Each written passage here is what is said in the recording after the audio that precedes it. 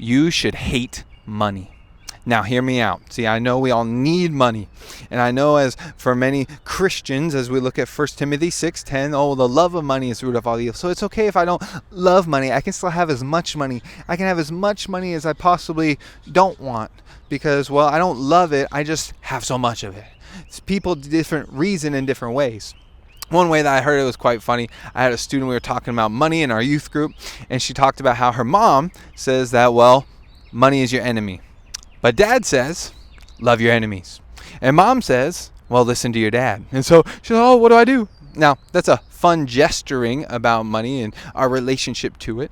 But what I'm really getting at the heart at comes from Matthew chapter 6, verse 24. This comes from the Sermon on the Mount, from the words of Jesus.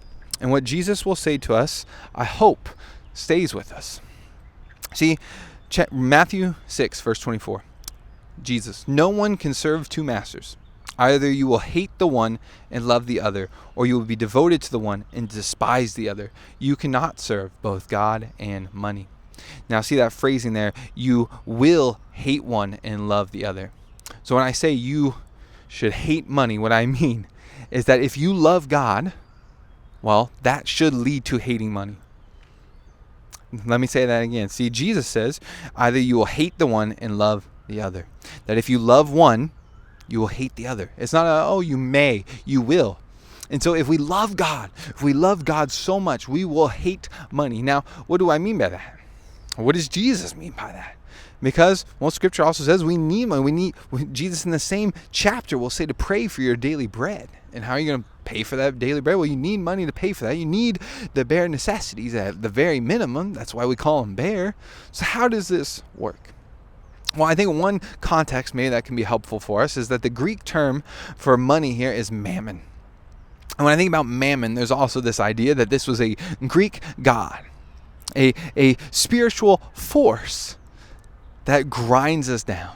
See, I don't know about you, but there is this way of thinking that, well, I have to grind and grind and grind in order to prove myself, in order to make myself valuable, to earn so much money. And for many people, that ends up being their whole life. They continue to do nothing but strive and strive and strive.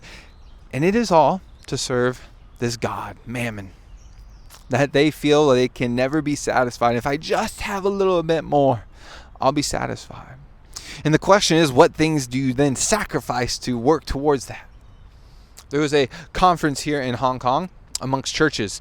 And in that conference, they talked about, well, what is kind of the sin of Hong Kong? And for these church leaders, what they pointed to was fatherlessness. The fathers, they abdicate their role. Now, that can be done in many different ways. See, the fathers might actually be present in the home, but they're not actually present with their child.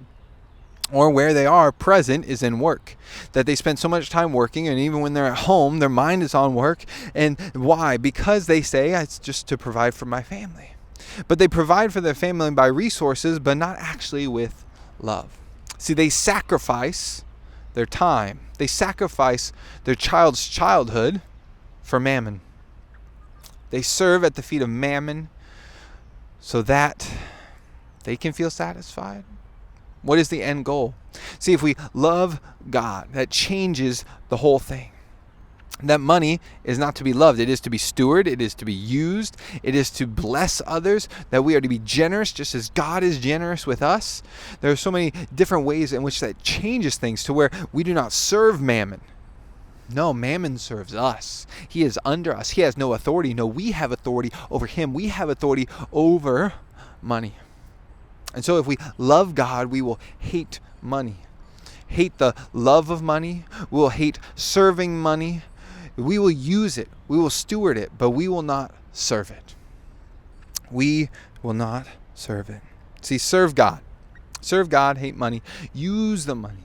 Use finances. Do not serve this God who will never be satisfied. See, if you continue to grind and grind, it will never end. See, here in the city of Hong Kong, which I mentioned, it is Chinese New Year, the year of the horse. And in the year of the horse, and every Chinese New Year, there's gold nuggets. There's nothing but gold, gold, gold, gold. This symbol of wealth, of prosperity. Instead of gold, what is our symbol of prosperity? of blessing? Well, for many Christians, it is the cross, a symbol of sacrifice, of generosity, that God would so lavishly give of himself, that he would take upon the cost for us. And so which God will you serve? The one of the cross or the one of gold? Will you serve the God of money or the God who gives himself? And so as we go about this year of the horse, as we go about this new year, as we go about life, whenever you read this, as you watch this, why did I say read? May we read Scripture, and may we be transformed to have new values, that we don't value just based on money. No, we value by godliness.